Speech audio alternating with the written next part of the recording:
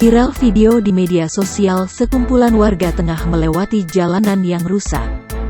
Jalan tersebut masih berupa tanah belum diaspal atau dicor, apalagi di daerah-daerah terpencil pedesaan yang seringkali belum tersentuh pembangunan jalan.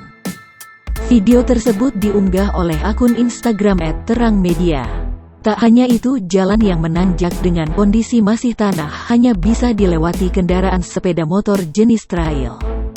Belakang sepeda motor ada sekumpulan warga yang tengah menandu orang yang sakit. Para warga tersebut memanggul orang sakit dengan bantuan bambu dan sarung. Sementara orang yang sakit dimasukkan ke dalam sarung.